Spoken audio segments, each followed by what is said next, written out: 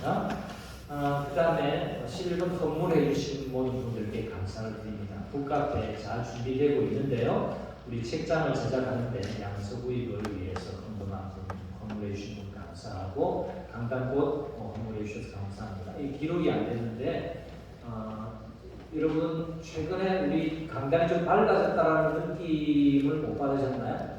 네, 이것도 강단 이 본당의 조명도 보완을 좀 했습니다. 하는데 헌물해 주신 분께 감사의 말씀을 드리겠습니다. 하나님께서 큰 복으로 또 채우시기를 늘 기도하겠습니다. 이제 하나님의 말씀 함께 보겠습니다.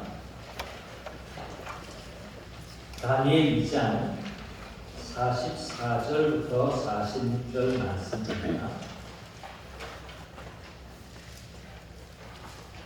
교독하겠습니다. 이 여러 왕들의 시대에 하늘의 하나님이 한 나라를 세우시니 이것은 영원히 망하지도 아니할 것이요 그 국권이 다른 백성에게로 돌아가지도 아니할 것이요 도리어 이 모든 나라를 쳐서 멸망시키고 영원히 설 것이라. 선택되지 아니한 돌이 산에서 나와서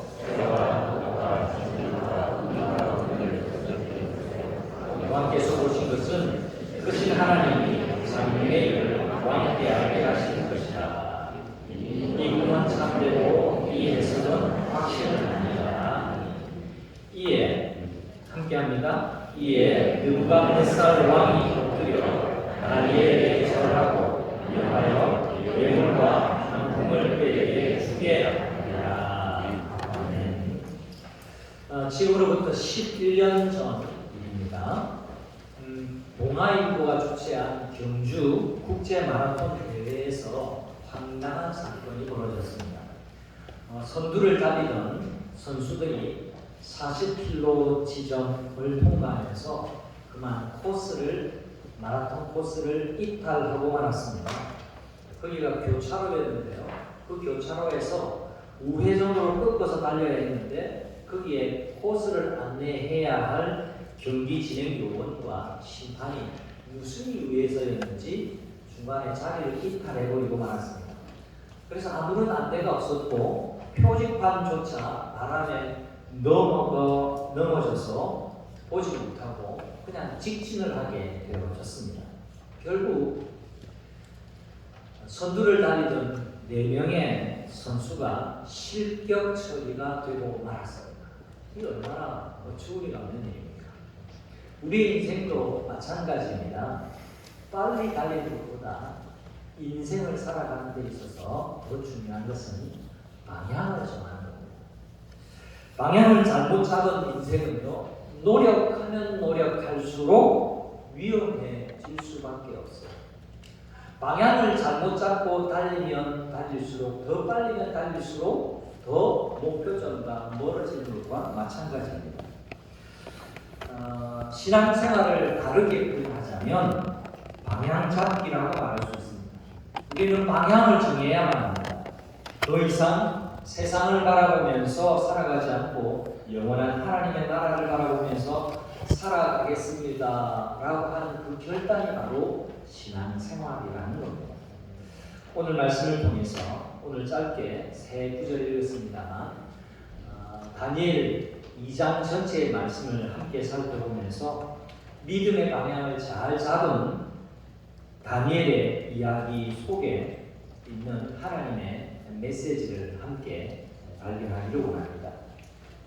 첫 번째 우리가 받는 교훈은요, 세상의 권력을 따르는 자와 하나님을 따르는 자가 어떻게 다른지 그것을 다니엘서 2장 우리에게 명확하게 보여주고 있습니다. 절대 권력을 가진 바벨론의 왕 이름이 뭐라고요? 느부갓네살. 이름이 그렇게 흔하지는 않습니다. 이 절대 권력자 느부갓네살 왕이 어느 날 꿈을 꾸었습니다. 1절에 나와 있습니다. 꿈을 꾸고 그로 말미암아 마음이 번민하여 잠을 이루지 못합니다. 꿈을 꾸기는 꾸었는데 그때부터 마음에 고민이 생겼습니다. 그때부터 잠을 못 잤습니다. 여러분, 사람이 너무너무 놀라면 넋이 나간다라고 말을 하죠. 왕이 그날 꿈 때문에 잠을 도통 이룰 수가 없었습니다. 잠이 확 달아나고 말았습니다. 여러분 그런 경험 없습니까? 새벽에 잠을 깼는데 그 다음에 도무지 잠을 청해도 잠이 안 와요. 아마 일생을 사시면서 한두 번쯤은 있었지 않을까 싶기는 한데, 여러분 이 지금 느부갓네살 왕이 그랬단 말이에요. 그 꿈이 너무너무 강렬했는데 근데 도무지 기억이 안 나는 거예요. 꿈의 내용은 생각이 나지 않는데 그 꿈이 너무너무 두려웠습니다. 잠이 확 달아나 버렸습니다. 그때부터 무엇인가 쫓기듯이 마음에 불안이 찾아왔습니다. 그래서 신하들에게 내 꿈을 말이야, 내 꿈을 알아맞추고 해석을 좀 하라고. 아니 임금님, 꿈을 알려주셔야 해석을 하죠. 그렇게 해도 막무가내로 왕은 꿈도 알아내고 그 해석을 내게 알리라고 신하들을 윽박질렀습니다. 여러분 잘 보십시오. 모든 것을 다 가진 왕이었지만 꿈 하나 때문에 불안해하고 두려움을 감추지를 못하고 있습니다. 이것이 인생입니다. 뭐 대단한 것 같아도 꿈 하나에 쉽게 흔들리는 존재가 바로 인생이라는 존재라는 겁니다. 느부갓네살 왕의 이야기를 묵상하는 동안 저는 한 인물이 머리에 떠올랐습니다. 11월 19일 날 한 사람이 우리나라를 방문을 했습니다. 여러분 기억하십니까? 일주일 조금 더 된 이야기인데 빈 살만이라는 사람입니다. 세간을 떠들썩하게 했습니다. 이 사람이 머문 시간은 우리나라에 머문 시간은 20시간밖에 되지 않는데요. 채 하루가 되지 않습니다. 근데 뉴스의 분량은 마치 한 달 동안에 막 뉴스가 쏟아지듯이 엄청나게 취재의 열기가 대단했습니다. 이 빈 살만이라는 인물은요, 비공식적으로 전 세계 최고의 가부라고 알려져 있습니다.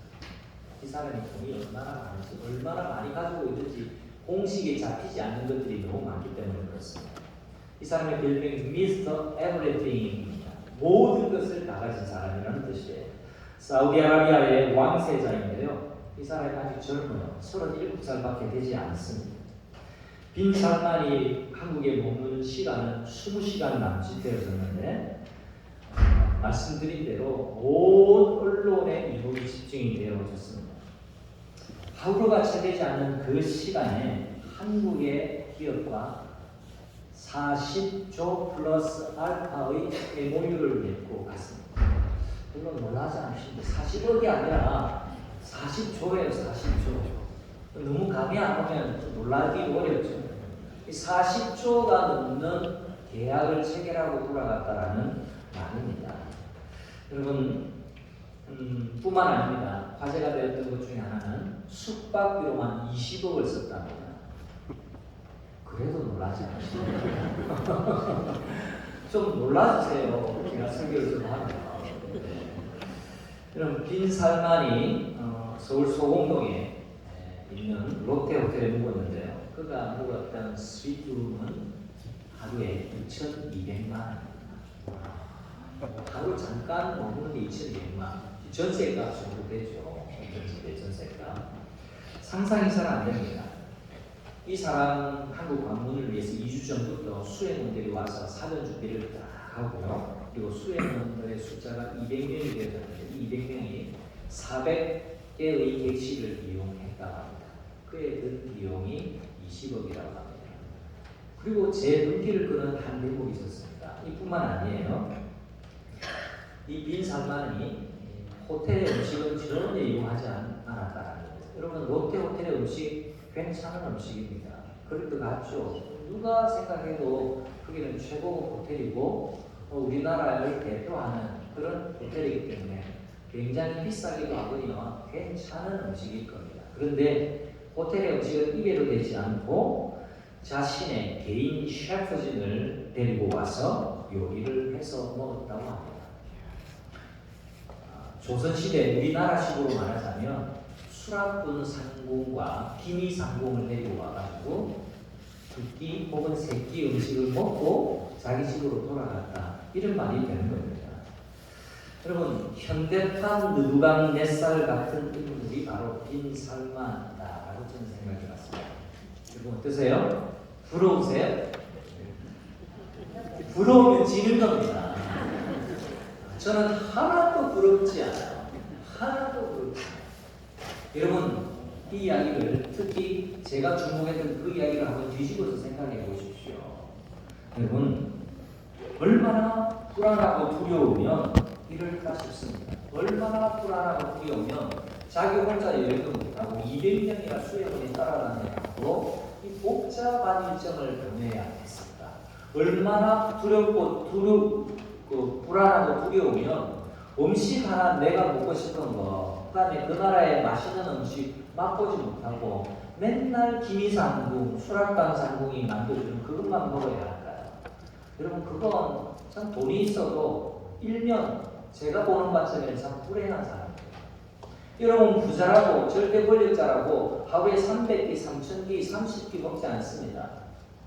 딱 3끼 먹습니다. 근데 3끼 먹으면서 행복하게 먹으면 그게 축복된 것인 줄 여러분 믿으시기 바랍니다.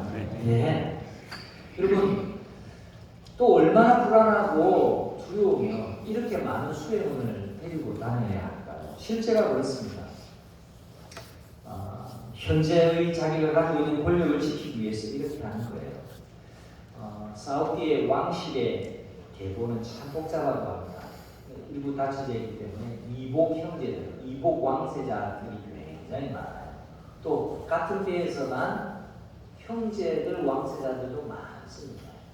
제가 기억 못합니다만 수백 명 가량 된다, 이런 이야기를 제가 어디서 들었는데요. 실제로 그럴 겁니다. 수백 명까지는 안 되고 수십 명 될 겁니다. 달리 말하면 호시탐탐 내 자리를 노리고 내가 어떻게 되기를 바라는, 그리고 어떻게 되도록 뒤에서 궁궁이를 하고 뒤에서 암살하려고 하는 그 수없이 많은 정적들 속에 둘러싸여 있는 사람이 바로 이 빈살만 같은 사람 아닙니까? 여러분 느부갓네살이라고 다를까요? 다르지 않을 겁니다. 여러분, 어두운 색이 있으면 곁에 있는 밝은 색이 더 밝게 보이는 법입니다. 세상의 전부를 가진 바벨론 왕과 이제 대조해서 성경은 우리에게 보여줍니다. 포로로 잡혀온 훈련생 다니엘의 모습이 매우 대조적입니다. 다니엘은 지혜자를 다 죽이라는 명령을 받들고 찾아온 군대장관 아리옥 앞에서 전혀 주눅들지 않고 차분하게 대응합니다. 다니엘은 죽을지도 모르는 상황 앞에서도 불안에 떨지 않습니다. 다니엘의 태도에는 어두운 희색을 찾아볼 수가 없어요. 빛이 납니다. 오히려 이 군대장관 아리옥을 설득하고 차분하게 말합니다. 24절에 보면 이렇게 말해요. 바벨론 지혜자들을 죽이지 말고 나를 왕 앞으로 인도해 주십시오. 그렇게 자신 있게 말하고 있습니다. 그리고 드디어 다니엘이 왕 앞에, 절대 권력자 앞에 서게 되는데요. 왕에게 면전해라고 이렇게 말합니다. 16절 화면과 성경을 보면서 함께 읽어보겠습니다. 다니엘이 들어가서 왕께 구하기를 시간을 주시면 왕에게 그 해석을 알려드리리라. 여러분, 어떤 배포로, 어떤 배짱으로, 어떤 자신감으로 지금 다니엘이 이렇게 말하고 있느냐 말입니다. 지금 오히려 꿈을 꾸고 왕자에 앉아있고 절대 권력을 가진 느부갓네살은 그 한갓 꿈 때문에 두려워 떨고 불안해 하고 있는데, 그래서 모든 사람을 다 죽이려고 하는 분노에 휩싸여 있는데 한갓 포로로 잡혀오고 있는 온 청년 다니엘은 그렇지 않은가. 다니엘이 어떻게 이다지도 침착했을까? 이 부분이 굉장히 중요합니다. 어떻게 다니엘은 그렇게 말하고 그런 태도를 가질 수 있었을까? 모든 것이 하나님으로부터 나온다라는 믿음이 그에게 있었기 때문에 그렇습니다. 여러분, 이 믿음의 내용을 신학적으로 표현하자면, 조금 어렵게 표현하자면, 하나님이 모든 일의 주권자가 되신다라는 믿음이 그에게 있었기 때문에 그렇습니다. 하나님이 주권자 되신다라는 겁니다. 하나님이 역사의 거대한 수레바퀴를 움직이시는 역사의 주인공이시라는 사실을 믿고 있다는 겁니다. 여러분, 우리가 수수께끼 놀이를 하죠? 한다고 해주세요. 하죠? 우리가 수수께끼 놀이를 하는데요. 누가 수수께끼 문제를 냅니다. 그런데 생각해 보십시오. 수수께끼 문제를 내는 사람이 답을 몰라. 이런 일이 있을 수 있나요? 없잖아. 수수께끼 문제를 내는 사람은 답을 알기 때문에 문제를 내는 겁니다. 모른다면 문제를 낼 수가 없는 거죠. 마치 이와 같습니다, 여러분. 다니엘은 믿었습니다. 꿈을 주신 분이 누구실까요? 하나님이십니다. 왕에게 꿈을 주신 분이 하나님이시기 때문에 꿈의 내용을 하나님이 알려주실 것이라는 확신을 그가 가졌던 겁니다. 이 꿈의 배후에는 하나님의 보이지 않는 손이 분명히 작동하고 있으며 하나님이 왕에게 이 계시와 같은 꿈을 보여주셨구나라는 것을 그는 알았던 것입니다. 그래서 불안해하지 않습니다. 16절과 18절 사이를 보십시오. 다니엘은 확신의 말을 합니다. 그리고 친구들에게 기도를 부탁합니다. 그리고 자신도 집으로 들어가 기도합니다. 왕 앞에서 떨지 않습니다.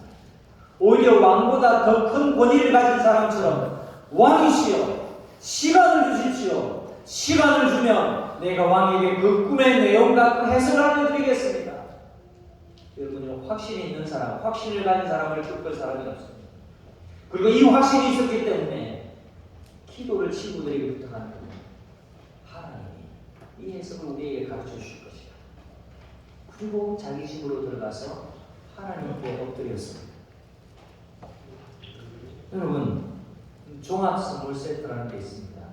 요즘 종합 선물 세트, 이거 잘 안 보이기도 하던데, 여러분, 마트 슈퍼에 가면 아이들을 위한 종합 선물 세트 과자, 이런 거. 뭔 말인지 알고 계시죠? 그 받으면 재미있고 좋아요. 아이들이 참 좋아해요. 여러분, 하나의 선물만 있는 게 아니에요. 자, 여러분 보세요. 하나님이 내 인생의 주권자, 하나님이 이 세상의 역사를 주관하시는 주관자라는 믿음을 가지고 있는 사람은요, 종합 선물 세트의 선물을 받습니다. 그것이 확신이에요. 하나님이 모든 것을 주관하시는데 두려워할 이유가 없는 겁니다. 불안이 있을 수가 없는 겁니다. 그리고 하나님이 주권자이시기 때문에 주권자 되신 그 하나님이 그 하나님을 확신하고 또 그 하나님께 기도할 수 있는 겁니다. 기도하는 사람은 다른 사람에게 또 기도를 부탁할 믿음을 가지게 되는 겁니다. 여러분, 우리가 하나님의 자녀로 살아간다는 것은요, 바로 이런 겁니다. 내 자신 누가 책임지시죠? 나는 무조건 하나님이라 하면 안 됩니다. 내 자신 누가 책임지요? 지는가요? 너무 어려운 질문이에요. 여러분 자신 누가 책임져요? 내 자신 누가 책임질까요? 내가 책임지죠. 내가 왜 책임지죠? 내 자식이니까. 어렵게 생각하지 마세요. 내가 책임집니다. 내 자식이니까. 내가 하나님의 자녀인데 누가 책임을 지실까요? 아버지 하나님이 책임지시는 줄 믿으시기를 바랍니다. 그게 주권자라는 뜻이기도 합니다. 하나님이 돌보세요. 그래서 하나님의 자녀라는 확신이 있는 사람은 더 이상 불안해하지 않습니다. 잠시 걱정하기도 하지만 그 걱정에 붙들려 매이지 않습니다. 왜? 하나님이 책임지신다는 걸 알거든요. 여러분에게 이해할 수 없는 일이 있습니까? 하나님께 여쭈어보시기 바랍니다. 해결할 수 없는 일이 여러분에게 생겼습니까? 하나님께 간구하시기를 바랍니다. 기도하는 사람은 두려움을 입습니다. 전심을 다해서 기도하면 하나님이 주시는 평강이 우리의 인생을 지배하게 될 것입니다. 두 번째 본문에서 보게 되는 교훈은요, 그리스도인이 어떤 사람인가라는 그 대답을 우리는 발견할 수 있습니다. 여러분, 그리스도인이 어떤 사람입니까? 일요일 되면 교회에 예배드리러 온 사람, 틀린 말은 아니지만 그것이 그리스도인을 다 설명하는 것입니다. 그리스도인이란 하나님의 나라를 사모하며 사는 사람이 바로 그리스도인입니다. 다니엘은 자신이 마치 꿈을 꾼 것처럼 생생하게 그 꿈의 내용을 왕에게 들려줍니다. 느부갓네살이 꿈에서 큰 신상을 보았는데요, 그 신상은 광채가 찬란하고 어마어마한 크기의 신상이었습니다. 머리는 금으로 되어 있고 가슴과 두 팔은 은으로 되어 있고 배와 넓적다리는 노수로 되어 있었습니다. 그리고 허벅다리, 종아리와 발은 수염되어 있는데 발끝의 일부분은 쇠와 진흙으로 이루어져 있는 굉장히 크고 다른 사람, 보는 사람을 압도할 만한 두려운 형상의 금신상이었다고 설명을 합니다. 이 신상은 인간이 만든 강력한 나라들을 의미해요. 금, 은, 놋, 철, 그리고 철과 흙으로 된 신상은 사례대로 바벨론 제국과 메데와 바사, 바벨론 제국 그 다음에 일어나는 페르시아 왕국, 그리고 페르시아 왕국을 무너뜨린 알렉산더의 헬라 제국, 그 헬라 제국도 영원하지 않습니다. 로마 제국이 또 일어나서 전 세계를 제패하게 됩니다. 로마, 지금은 관광지로 남아있지만 로마 제국은 사라지고 없습니다. 영원한 제국은 없습니다. 로마 제국 다음에 일어난 또 다른 강대국들이 우리 역사 가운데 수없이 많이 있어 왔습니다. 바로 그 역사적인 예언을 이 꿈은 보여주고 있는 것입니다. 이 제국들은 제각각 특징을 가지고 강력한 힘을 자랑했고 세상을 통치한 나라들입니다. 그러나 중요한 것, 꿈의 내용이 한 가지 더 있었습니다. 이 신상만 보인 것이 아니라 그 다음에 스토리가 따라 붙었습니다. 그것이 무엇입니까? 이 신상이 단 하나의 돌에 의해서 완전히 파괴되어져요. 흔적도 없이 사라집니다. 여러분, 어느 영상에 보면 뭔가 딱 깨지고 싹 하고 바람이 날려서 흔적도 없이 사라지는 한 장면을 여러분 떠올릴 수 있을 겁니다. 바로 그런 장면이 그 꿈에 펼쳐졌던 것이죠. 실제 역사가 그랬습니다. 모든 제국이 다 무너졌어요. 35절 한번 보실까요? 그때의 그 스토리가 붙은 꿈의 내용입니다. 그때에 쇠와 진흙과 놋과 은과 금이 다 부서져 여름 타당 마당이 겨같이 되어 바람에 불려 간 곳이 없었고 우상을 친 돌은 회산을 이루어 온 세계에 가득하였다. 여러분, 이 35절의 스토리가 너무너무 중요합니다. 신상을 보여준 진짜 이유를 보여주는 내용이기 때문에 그렇습니다. 그리고 45절을 다 같이 한번 읽어보겠습니다. 화면과 성경을 보시면서 다 같이 읽습니다. 손대지 아니한 돌이 산에서 나와서 쇠와 놋과 진흙과 은과 금을 부서뜨린 것을 왕께서 보신 것은 크신 하나님이 장래일을 왕께 알게 하신 것이다. 이 꿈은 참되고 이 해석은 확실하니이다. 여러분, 손대지 아니한 돌, 다른 성경의 구절에 보면 보이지 않는 손이 만든 돌이라고 말합니다. 보이지 않는 손의 주인공은 누구실까요? 하나님. 여러분, 이 세상의 역사가 흘러가는데요, 저절로 흘러가지 않습니다. 보이지 않는 하나님의 손길, 그 손길 때문에 이 역사는 흘러가고 있고요, 보이지 않지만 확실하고도 분명한 보이지 않는 하나님의 손길이 내 인생을 붙들고 계시기 때문에 내가 이 땅 위에서 호흡하고 살며 은혜를 누리고 하루하루 살아가고 있음을 믿으시길 바랍니다. 그것이 하나님이 주권자이심을 믿는 믿음이에요. 하나님이 내 인생에 개입하시고 하나님이 내 인생에 이끌고 가신다는 믿음이라는 겁니다. 여러분, 손을 대지 않는 돌이 크고 찬란하고 위험이 넘치고 두렵게 하는 신상을 완전히 산산조각 깨뜨려버립니다. 이 돌은 영원한 하나님의 나라와 그 나라를 통치하시는 예수 그리스도 그분을 의미합니다.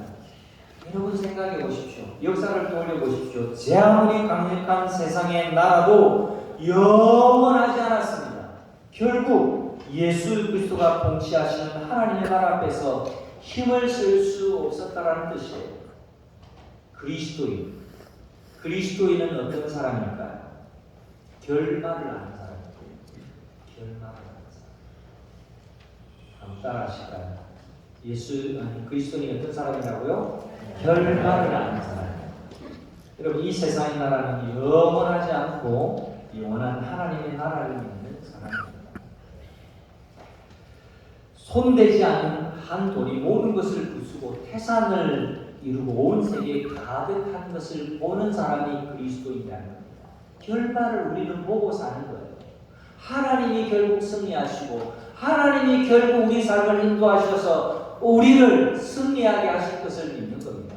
이 세상의 제국이 영원한 것이 아니라 하나님의 나라가 도래하고 하나님의 나라가 우리에게 임하여서 영원한 하나님의 나라가 이루어질 것을 믿는 사람들이 그리스도인이라는 겁니다. 여러분, 하나님의 나라라는 이 용어, 이 개념이 쉽지 않은 시주랍니다. 제가 최대한 쉽게 한번 설명해 보려고 합니다. 어느 날 바리새인들이 예수님께 찾아와 이렇게 물었습니다. 하나님 나라가 언제 오게 됩니까? 바리새인들이 이렇게 물을 때는요, 그들이 생각하는 하나님의 나라는 따로 있었습니다. 그 당시에 이스라엘의 형편은 로마 제국에 의해서 지배받는 나라였거든요. 그래서 바리새인들이 훌륭하다고 하는 예수님께, 아니 그러면 하나님 나라는 도대체 언제 오게 된다는 말입니까? 라고 물었습니다. 이때 하나님의 나라, 그들이 생각하는 하나님의 나라는 로마를 물리치고 우리가 새로 독립하고 우리 하나님이 다스리시는 나라가 번창해지는 그 나라가 언제 온다라는 말입니까? 라는 질문이었습니다. 이 질문에 대해서 예수님은 답하셨습니다. 하나님의 나라는 너희가 달력을 보고 날짜를 세고 있다라고 해서 갑자기 오는 것이 아니라 누가 여기 보아라 저기 보아라 라고 말을 한다고 해서 오는 것이 아니라 왜 그러지 않냐? 하나님의 나라는 이미 너희 가운데 있기 때문에 그렇다라고 말씀하셨습니다. 무슨 말입니까? 바리새인들이 생각하는 하나님 나라는요, 로마 제국에게 해방된 나라였습니다. 그러나 예수님이 말씀하신 하나님의 나라는 달랐습니다. 여기부터 어디까지? 백두에서부터 한라까지 이 한반도가 대한민국이요 라고 말하는 것처럼 땅의 경계를 재고 여기부터 여기까지가 무슨 나라요 라고 하는 그런 나라가 하나님의 나라가 아니라는 말씀입니다. 하나님의 나라는 이미 그들 안에 그들 가운데 있었다라고 말씀해 주고 계시는 겁니다. 무슨 의미입니까? 그들 가운데 서 계시는 예수 그리스도, 그들이 보고 있는 예수 그리스도, 그분이 바로 하나님의 나라라고 말씀해 주고 있는 거예요. 예수님께서 계신 곳에 귀신들이 떠나가고 쫓겨갔습니다. 병이 치유되어졌습니다. 죄인들이 죄 용서를 받았습니다. 상처받은 사람들이 용서받고 위로를 받았습니다. 정의롭지 못한 불의가 순식간에 드러나게 되어졌습니다. 바로 예수님이 걸어다니시는 하나님의 나라였던 것이죠. 예수 그리스도 보는 그 사람은, 예수 그리스도 그분을 구주로 믿은 그 사람은, 예수 그리스도의 눈으로 보고 예수 그리스도가 구원자이신 것을 믿는 사람은 하나님 나라 가운데 있는 자라고 말씀하고 계신 겁니다. 정말 중요한 질문을 여러분에게 하겠습니다. 대답할 준비를 해주십시오. 사랑하는 성도 여러분, 예수님을 믿으십니까? 아멘. 예수님을 믿으십니까? 아멘. 그러면 여러분은 예수님과 연합한 자가 됩니다. 아멘. 그리고 하나님 나라를 이미 살고 계심을 믿으시기를 바랍니다. 예수님을 믿으면 예수님이 내 안에 들어와 계시다라는 것이고 예수님이 내 삶을 다스리고 계시다라는 고백을 하는 사람들입니다. 네, 예수님이 이 땅에 다시 재림하실 때 그때 완전한 하나님의 나라는 완성될 것이지만 이미 우리는 그 믿음으로 하나님의 나라, 도래한 하나님의 나라를 살아가고 있는 사람이라는 사실을 믿으시기를 바랍니다. 하나님의 나라가 이미 너희 가운데 있느니라 라고 하신 예수님의 말씀을 기억하십시오. 하나님의 나라가 내가 죽으면 장래에 난 것처럼 내가 죽으면 그때 하나님 나라 들어간다? 아닙니다. 이미 여러분은 하나님의 나라 백성이 되었고 하나님의 나라에 속하여 살고 있음을 믿으시기를 바랍니다. 완전한 하나님의 나라는 나중에 완성될 것이지만 하나님의 나라는 이미 시작이 되어졌습니다. 그렇기 때문에 우리의 소속, 우리의 방향이 어느 방향으로 정해졌는지를 기억하고 사는 것이 중요합니다. 그렇기 때문에 여러분 세상의 가치에 너무 가치를 두고 살지 마시기를 바랍니다. 거기에 영원한 소망을 두고 살지 않으시기를 바랍니다. 세상 나라와 그 가치를 목표점으로 삼고 그 방향으로 진짜 방향을 놓친 채 그 방향으로 달려가지 않으시기를 바랍니다. 여러분 세상에 많은 사람들이 단지 먹고 사는 일에만 매여서 자신의 왕국을 세우는 데만 인생을 소비하고 있습니다. 그리스도인들은 그렇게 사는 사람들이 아니에요. 나 자신의 왕국을 세우기 위해서 이 세상의 나라의 영광을 위해서 살아가는 사람이 아니라는 겁니다. 다시 말씀드립니다. 우리에게 이미 하나님의 나라가 임했습니다. 예수님이 우리 안에 계시고 통치하시기 때문에 그렇습니다. 죄에 민감해져서 더 빨리 회개하는 백성들이 되시기를 바랍니다. 고난 가운데서도 소망을 잃지 않으시기를 바랍니다. 그게 바로 다니엘의 삶이었습니다. 다니엘의 삶이 얼마나 고달팠을지 생각해 보십시오. 타국으로 끌려갔습니다. 원치 않는 훈련을 받고 있는 겁니다. 부모 형제 다 헤어졌습니다. 다른 말을 사용하고 있습니다. 내 힘으로 해결할 수 없는 문제 앞에서 성령님의 도우심으로 해결했습니다. 어디에 있든지 그곳이 하나님의 나라였습니다. 그게 다니엘의 삶이었습니다. 하나님은 하나님의 나라를 위해 사는 사람을 끝까지 책임져 주시고 인도해 주심을 믿으시길 바랍니다. 다니엘의 인생을 통해서 성경이 우리에게 증거해 주고 있습니다. 영원하지 않은 이 세상의 가치를 위해서 자신을 소비하지 말고 오히려 영원한 하나님의 나라의 가치를 위해서 자신을 결단하고 헌신하고 자신을 드리는 삶을 살아가는 사람들이 그리스도인이 되시길 주님의 이름으로 축원합니다.